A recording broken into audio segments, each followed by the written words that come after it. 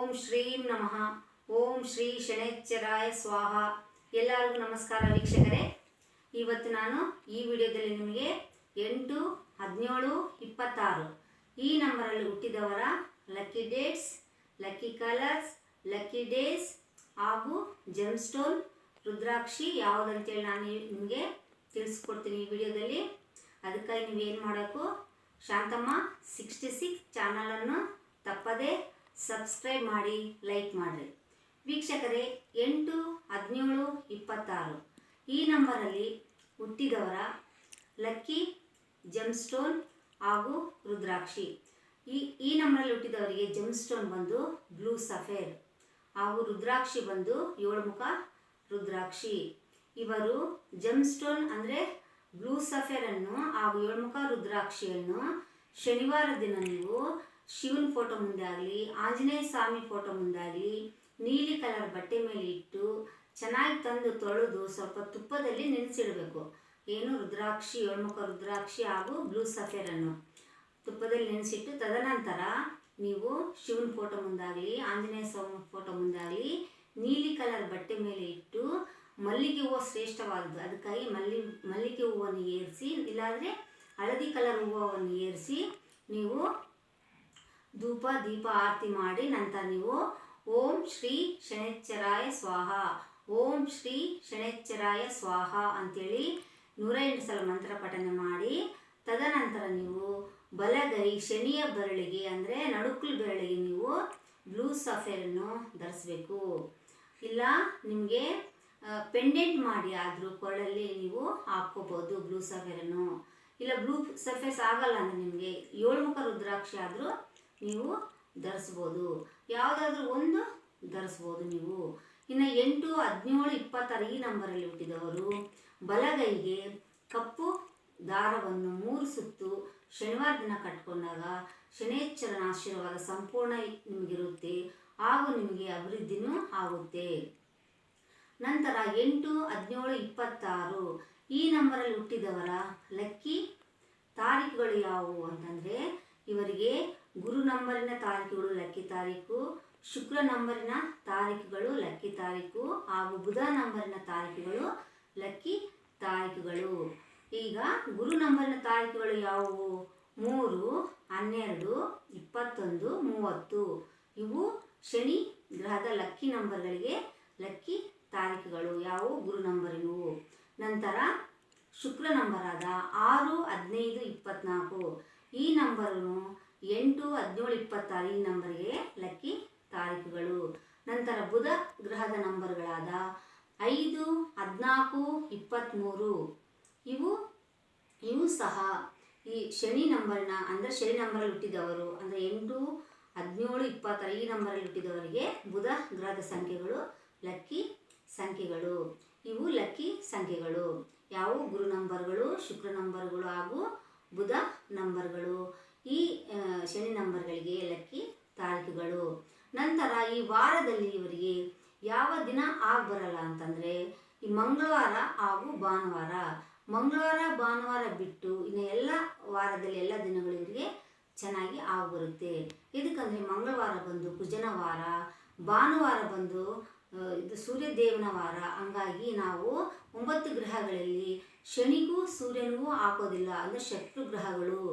ಸೂರ್ಯದೇವ ಶನಿದೇವ ತಂದೆ ಮಗ ಆದ್ರೂ ಇವರಿಬ್ಬರು ಶತ್ರು ಗ್ರಹಗಳು. ಆದ್ದರಿಂದ ನೀವು ಈ ನಂಬರ್ ಹುಟ್ಟಿದವರು 8, 17, 26 ಈ ನಂಬರ್ ಹುಟ್ಟಿದವರು ಭಾನುವಾರ ಬಿಟ್ಟು ಹಾಗೂ ಮಂಗಳವಾರ ಬಿಟ್ಟು ಇನ್ನು ವಾರದಲ್ಲಿ ಎಲ್ಲ ದಿನಗಳು ಚೆನ್ನಾಗಿ ಈ ನಂಬರಲ್ಲಿ ಹುಟ್ಟಿದವರಿಗೆ ಚೆನ್ನಾಗಿ ಬರುತ್ತೆ. 8, 17, 26 ನಂಬರಲ್ಲಿ ಹುಟ್ಟಿದವರಿಗೆ. ನಂತರ ಇವರಿಗೆ ಕಲರ್ಸ್ ಯಾವುದು ಅಂತಂದರೆ ಕೆಂಪು ಕಲರು ಹಾಗೂ ಆರೆಂಜ್ ಕಲರ್ ಬಿಟ್ಟು ಇನ್ನೆಲ್ಲ ಥರ ಕಲರು ಇವರು ಬಳಸ್ಬೋದು. ಈ ಶನಿ ನಂಬರಲ್ಲಿ ಹುಟ್ಟಿದವರು 8, 17, 26 ಈ ನಂಬರಲ್ಲಿ ಹುಟ್ಟಿದವರು ಇವರಿಗೆ ಬ್ಲ್ಯಾಕ್ ಕಲರು, ನೀಲಿ ಕಲರ್, ಸೂಪರ್ ಕಲರ್ಸು ಹಾಗೂ ಹಳದಿ ಕಲರು ಚೆನ್ನಾಗಿ ಬರುತ್ತೆ. ಇನ್ನೂ ವೈಟ್ ಕಲರೂ ಇವರಿಗೆ ಚೆನ್ನಾಗಿ ಬರುತ್ತೆ. ಎಕ್ಸೆಪ್ಟ್ ಏನಂದರೆ ಕೆಂಪು ಕಲರು, ಆರೆಂಜ್ ಕಲರ್ ಬಿಟ್ಟು ಇನ್ನೆಲ್ಲ ಥರ ಕಲರ್ಸ್ನ ಇವರು ತಾವು ಬಳಸ್ಬೋದು. ಅದಕ್ಕಿಂತ ಮುಂಚೆ ನೀವು ಏನು ಮಾಡಬೇಕಂದ್ರೆ ಪ್ರತಿಯೊಬ್ಬರೂ ಜಾತಕ ಕುಂಡಲಿ ಹಾಕ್ಸ್ಬೇಕು. ನಮ್ಮ ಡೇಟ್ ಆಫ್ ಬರ್ತ್ ಟೈಮಿಂಗ್ ಪ್ರಕಾರ ಜಾತಕ ಕುಂಡಲಿ ಹಾಕ್ಸಿ ನಮ್ಮ ಜಾತಕದಲ್ಲಿ ಯಾವ ಯಾವ ಗ್ರಹಗಳು ಶುಭಾಂಶದಲ್ಲಿದ್ದಾವ ಅಂದರೆ ನಾವು ಯಾವ ಥರ ಯೋಗಗಳಿದಾವ ಅಂತ ನಮ್ಗೆ ಹೆಂಗೆ ತಿಳ್ಕೊಬೋದು.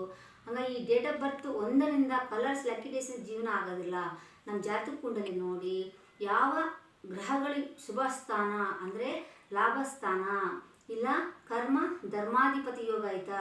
ಕರ್ಮ ಧರ್ಮಾಧಿಪತಿ ಯೋಗ ಅಂತಂದರೆ ಕರ್ಮ ನಾವು ಏನೇ ತಪ್ಪುಗಳು ಮಾಡಿದ್ರು ಪುಣ್ಯಗಳು ಮಾಡಿದ್ರು ಕಾಯುವನು ಯಾರು? ಶನೈಶ್ಚರ. ನಾವು ಪುಣ್ಯ ಕಾರ್ಯಗಳನ್ನು ಕಾಯುವನು ಯಾರು? ನಮ್ಮ ಧರ್ಮ ಕಾರ್ಯಗಳನ್ನು ಕಾಯುವನು ಯಾರು? ಗುರುಗ್ರಹ. ಹಂಗಾಗಿ ನಾವು ಯಾರೇ ಆಗಲಿ ಜಾಸ್ತಿ ಕರ್ಮಗಳು ಕೆಟ್ಟ ಕರ್ಮಗಳು ಮಾಡಬಾರ್ದು. ಒಳ್ಳೆ ಕರ್ಮಗಳು ಜಾಸ್ತಿ ಮಾಡ್ದಂಗಲ್ಲ. ನಮಗೇನಾದರೂ ಕೆಟ್ಟ ದೆಸೆ ಬಂದ್ರೂ ಈ ಒಳ್ಳೆ ಕರ್ಮಗಳು ನಮ್ಮನ್ನು ಕಾಪಾಡಬರುತ್ತೆ. ಹಂಗಾಗಿ ನಾವು ಯಾವುದೇ ಕೆಟ್ಟ ಕರ್ಮಗಳು ಮಾಡಲಾರ್ದೆ ಅಂದರೆ ಹೊಟ್ಟೆ ಕಿಚ್ಚು, ದ್ವೇಷ, ಅಸಹ್ಯ, ಇನ್ನೊಬ್ಬರನ್ನ ನಾವು ಬದುಕಬೇಕು ಇನ್ನೊಬ್ರಿಗೆ ಬದುಕೋಕೆ ಕೊಡಬೇಕು. ಆ ಥರ ನಾವು ಒಳ್ಳೆ ಕಾರ್ಯಗಳು ಧರ್ಮ ಕಾರ್ಯಗಳು ಮಾಡ್ಕೊತ ಬಂದಾಗ ನಮ್ಮ ಪೂರ್ವ ಪುಣ್ಯ ಮತ್ತು ಭಾಗ್ಯಸ್ಥಾನ ಬಲವಾದಾಗ ನಮಗೆ ಯಾವುದೇ ಥರ ಕಷ್ಟ ಬಂದರೂ ನಾವು ಎಸ್ಕೇಪ್ ಆಗ್ಬಿಡ್ತೀವಿ. ನಮ್ಮ ಜಾತಕದಲ್ಲಿ ಧರ್ಮ ಕರ್ಮಾಧಿಪತಿ ಯೋಗ ಆಯಿತಾ, ಇಲ್ಲ ಗಜಕೇಶ್ವರಿ ಯೋಗ ಆಯಿತಾ, ಬುಧಾದಿತ್ಯ ಯೋಗ ಆಯಿತಾ, ಶಶಿಮಂಗಳ ಯೋಗ ಆಯಿತಾ ಅಂತೇಳಿ ನಾವು ತಿಳ್ಕೊಬೇಕಂದ್ರೆ ಪ್ರತಿಯೊಬ್ಬರು ಜಾತಕ ಕುಂಡಲಿ ಹಾಕ್ಸಬೇಕು. ಜಾತಕ ಕುಂಡಲಿ ಹಾಕ್ಸಿದಾಗ ಶುಭಾಂಶದಲ್ಲಿ ಅಂದರೆ ಕುಟುಂಬ ಸ್ಥಾನದಲ್ಲಾಗಲಿ, ಕೇಂದ್ರ ಸ್ಥಾನದಲ್ಲಾಗಲಿ, ಲಾಭ ಸ್ಥಾನದಲ್ಲಾಗಲಿ, ಧನ ಸ್ಥಾನದಲ್ಲಾಗಲಿ ನಮಗೇನಾದರೂ ಒಳ್ಳೆ ಗ್ರಹಗಳಿದ್ದಾಗ ಅದರ ರುದ್ರಾಕ್ಷಿ ಅದರ ಜೆಮ್ ಸ್ಟೋನ್ ಹಾಕ್ಕೊಂಡಾಗ ನಮಗೆ ಸಾಕಷ್ಟು ಗ್ರಹಗಳು ಒಳ್ಳೇದು ಮಾಡುತ್ತೆ. ದುಸ್ಥಾನವಾದ 6, 8, 12 ಈ ಸ್ಥಾನದಲ್ಲಿ ಏನಾದರೂ ಕೆಟ್ಟ ಗ್ರಹಗಳಿದ್ದರೆ ಮೇನಾಗಿ ಅಷ್ಟಮ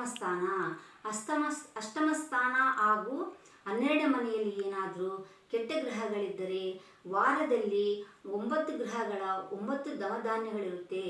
ದುಸ್ಥಾನದಲ್ಲಿ ಕೆಟ್ಟ ಸ್ಥಾನದಲ್ಲಿ ಏನಾದರೂ ಗ್ರಹಗಳಿದ್ದಾಗ ಅವು ನಮಗೆ ಕೆಟ್ಟದ್ದು ಮಾಡ್ತಾ ಇರ್ತಾವ. ಅಂಥ ಟೈಮಲ್ಲಿ ನಾವು ಆ ಗ್ರಹಗಳನ್ನು ವೀಕ್ ಮಾಡಬೇಕು. ವೀಕ್ ಮಾಡಬೇಕಂದ್ರೆ 9 ಗ್ರಹಗಳಿಗೆ 9 ನವಧಾನ್ಯಗಳಿವೆ. ಆ ಧಾನ್ಯದಲ್ಲಿ ಯಾವ ಗ್ರಹ ದುಸ್ಥಾನದಲ್ಲಿ ಕುಂತಿದನೋ ಆ ಗ್ರಹದ ಧಾನ್ಯವನ್ನು ದಾನ ಮಾಡ್ತಾ ಬಂದಾಗ ಆ ಕೆಟ್ಟ ಸ್ಥಾನದಲ್ಲಿ ಕುಂತ ಗ್ರಹಗೆ ನಾವು ವೀಕ್ ಮಾಡ್ತಾ ಬಂದಾಗ ಆಗ ನಮಗೆ ಕೆಟ್ಟ ಫಲಗಳು ಕಮ್ಮಿ ಆಗಿ ಯಾವ ಒಳ್ಳೆಯ ಸ್ಥಾನದಲ್ಲಿ ಕುಂತ ಗ್ರಹಗಳಿಗೆ ನಾವು ರುದ್ರಾಕ್ಷಿ ಜೆಮ್ ಸ್ಟೋನ್ ಮಂತ್ರಪಠನೆ ಆ ಧಾನ್ಯವನ್ನು ನಾವು ಸೇವನೆ ಮಾಡ್ತಾ ಬಂದಾಗ ನಮಗೆ ಆ ಗ್ರಹ ನಮಗೆ ಸಪೋರ್ಟಾಗಿ ನಿಂದಿರುತ್ತೆ. ನಮಗೆ ಈ ಕೆಟ್ಟ ದುಸ್ಥಾನದಲ್ಲಿರುವ ಗ್ರಹಗಳನ್ನು ನಾವು ವೀಕ್ ಮಾಡ್ತಾ ಬರಬೇಕು. ಹಂಗಾಗಿ ಏನು ಮಾಡಬೇಕು, ನಾವು ಪ್ರತಿಯೊಬ್ಬರು ಜಾತಕ ಕುಂಡಲಿ ಹಾಕ್ಸಬೇಕು. ಜಾತಕ ಕುಂಡಲಿ ಹಾಕ್ಸಿದಾಗ ನಮಗೆ ಯಾವ ಯಾವ ಗ್ರಹ ಎಲ್ಲೆಲ್ಲಿದೆ ಅಂದರೆ ಒಂದೊಂದು ಟೈಮ್ನಲ್ಲಿ ಒಂದೊಂದು ಸ್ಟೆಪ್ ಬೈ ಸ್ಟೆಪ್ ನಮಗೆ ಯೋಗ ಫಲಗಳು ಬೇಕಾಗುತ್ತೆ. ಮತ್ತು ನಮ್ಮ ಮದುವೆಗೆ ಬೇಕಂದ್ರೆ ಸಪ್ತಮ ಸ್ಥಾನ ನೋಡಬೇಕಾಗತ್ತೆ. ಸಪ್ತಮ ಸ್ಥಾನ ಎಲ್ಲಿ ಅದನ್ನು ಯಾವ ಅದರಲ್ಲಿ ಕುಂತಾನ ಅಂತೇಳಿ ನೋಡಬೇಕು ನಾವು. ಮತ್ತು ನಮ್ಮ ದೆಸೆಗಳು ಯಾವ ಇಂಪಾರ್ಟೆಂಟ್ ಆಗುತ್ತೆ, ದೆಸೆಗಳು ಭಾಳ ಇಂಪಾರ್ಟೆಂಟ್ ಆಗುತ್ತೆ. ಯಾವ ದೆಸೆ ನಡೆಯುತ್ತೆ ನಮಗೆ ಆ ದೆಸೆಯ ಅಧಿಪತಿ ಎಲ್ಲೋ ಕುಂತಿದ್ದಾನೆ ಜಾತಕದಲ್ಲಿ. ಮತ್ತು ನಮಗೆ ಎಜುಕೇಷನ್ ಬೇಕಂದ್ರೆ ನಾವು 4ನೇ ಮನೆ ನೋಡಬೇಕಾಗತ್ತೆ. 4ನೇ ಮನೆ ಅಧಿಪತಿ ಎಲ್ಲೋ ಕುಂತಾನ ಅಂತ ನೋಡಬೇಕು. ಅವಾಗ 4ನೇ ಮನೆ ನಾವು ಓದೋಕ್ಕೋಸ್ಕರ ಎಜುಕೇಷನ್ಗೋಸ್ಕರ 3ನೇ ಅಧಿಪತಿ ನಾವೇನು ಮಾಡಬೇಕು, ನಾವು ಅಡ್ರೆಸ್ ಮಾಡಬೇಕು. 3ನೇ ಮನೆ ನಮಗೆ ತೊಂದರೆ ಮಾಡಿದಾಗ ನಮಗೆ 4ನೇ ಮನೆ ಅಧಿಪತಿ ಎಲ್ಲೋ ಇದನ್ನು ನೋಡಿ ನಮಗೆ ಅದರ ರುದ್ರಾಕ್ಷಿ ಜೆಮ್ ಸ್ಟೋನ್ ಹಾಕೋಬೇಕಾಗತ್ತೆ. ಆರೋಗ್ಯ ವಿಷಯ ಬಂದಾಗ ನಾವು ಪೂರ್ವ ಪುಣ್ಯ ಸ್ಥಾನ ನೋಡಬೇಕಾಗತ್ತೆ. ಆರೋಗ್ಯದಲ್ಲಿ ಪೂರ್ವ ಪುಣ್ಯ ಸ್ಥಾನದಲ್ಲಿ ಯಾವ ಗ್ರಹ ಕುಂತಾನ ಅದು ಅಧಿಪತಿ ಎಲ್ಲೋ ಕುಂತಾನ ನೋಡಿ ನಾವು ಅದರ ಜೆಮ್ ಸ್ಟೋನ್ ರುದ್ರಾಕ್ಷಿ ಹಾಕ್ಕೊಂಡ ನಮಗೆ ಆರೋಗ್ಯದಲ್ಲಿ ಉತ್ತಮವಾಗಿರುತ್ತೆ. ನಂತರ ಕರ್ಮಸ್ಥಾನ ಅಂದರೆ ನಮ್ಗೆ ಏನು ಕೆಲಸ ಹುಡುಕ್ಬೇಕಾಗ್ತದೆ, ನಮ್ಮ ಕೆಲಸದ ಅಧಿಪತಿ 10ನೇ ಮನೆ ನೋಡ್ತೀವಿ. 10ನೇ ಮನೆ ಗ್ರಹ ಎಲ್ಲಿ ಹೋಗಿ ಕುಂತಿದ್ದಾನ, ಯಾವ ಸ್ಥಾನದಲ್ಲಿ ಕುಂತಿದ್ದಾನ ಅಂತ ನೋಡಿದಾಗ ನಮಗೆ ಅದರ ರುದ್ರಾಕ್ಷಿ ಜೆಮ್ ಸ್ಟೋನ್ ಹಾಕ್ಕೊಂಡ ನಮಗೆ ಭಾಳಷ್ಟು ಅನುಕೂಲಕರ ಆಗಿರುತ್ತೆ. ನಮಗೆ ದೃಷ್ಟಿ ಯಾವ ಅಷ್ಟಮ ಸ್ಥಾನ ದೃಷ್ಟಿ ಬಿದ್ದೈತೆ ಅಂತ ನೋಡ್ಕೋಬೇಕು. ಅಷ್ಟಮ ಸ್ಥಾನ ದೃಷ್ಟಿ ಬಿದ್ದಾಗ ನಮಗೆ ಅಷ್ಟಮ ಸ್ಥಾನದನ್ನು ನಾವು ಅದನ್ನು ವೀಕ್ ಮಾಡಬೇಕು. ಅಲ್ಲಿ ಯಾವ ಗ್ರಹ ಕುಂತಿದೆ ಆ ಗ್ರಹದ ನಾವು ದಾನವನ್ನು ಮಾಡ್ತಾ ಬಂದಾಗ ನಮಗೆ ಸಾಕಷ್ಟು ಅನುಕೂಲಕರ ಆಗಿರುತ್ತೆ. ಹಂಗಾಗಿ ಪ್ರತಿಯೊಬ್ಬರು ಜಾತಕ ಕುಂಡಲಿ ಹಾಕ್ಸಬೇಕು.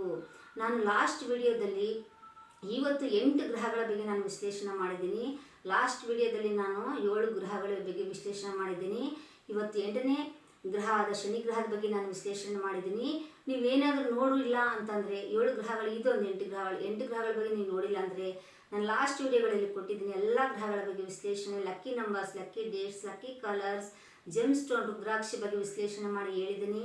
ಅವನ್ನು ನೀವು ನೋಡ್ರಿ.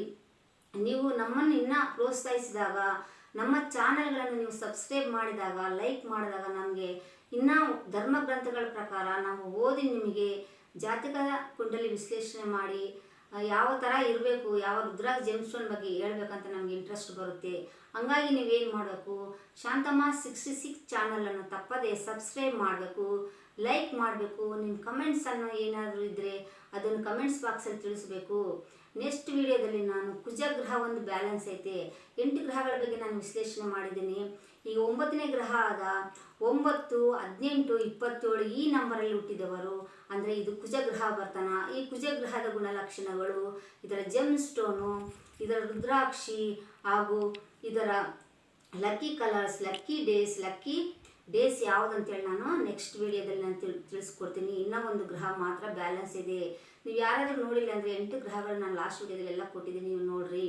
ಇನ್ನೂ ಹೆಚ್ಚಿನ ಮಾಹಿತಿಗಾಗಿ ನೀವೇನು ಮಾಡಬೇಕು, ಶಾಂತಮ್ಮ 66 ಚಾನಲನ್ನು ತಪ್ಪದೇ ಸಬ್ಸ್ಕ್ರೈಬ್ ಮಾಡಿರಿ, ಲೈಕ್ ಮಾಡಿರಿ, ಶೇರ್ ಮಾಡಿರಿ ಮತ್ತು ಕಮೆಂಟ್ಸ್ ಮಾಡಿರಿ. ಸರ್ವೇ ಜನ ಸುಖಿನೋ ಭವಂತು.